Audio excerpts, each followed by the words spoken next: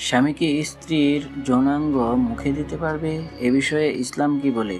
ইসলামে স্বামী স্ত্রীর বৈধ মিলনকে সুন্দর ও পুণ্যের কাজ হিসেবে বিবেচনা করা হয়েছে, তবে কিছু কাজ আছে যেগুলো বৈধ হলেও অনুচিত, আবার কিছু একেবারে হারাম।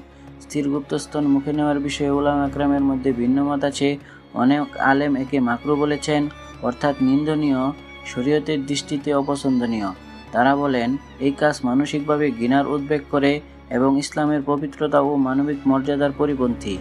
আর কিছু আলেম এ ব্যাপারে হারাম ফতোয়া দিয়েছেন, কারণ মুখের সঙ্গে নাপাকি মিশে যেতে পারে। বিশেষ করে যদি স্বামীর মুখে স্ত্রীর নাপাক বস্তু প্রবেশ করে, তবে সেটা স্পষ্টভাবে হারাম।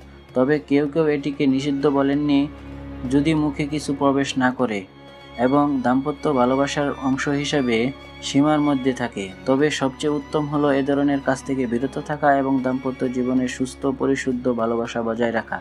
সূত্র ফতোয়া-এ স্বামী খণ্ড নং 2 পৃষ্ঠা নং 381।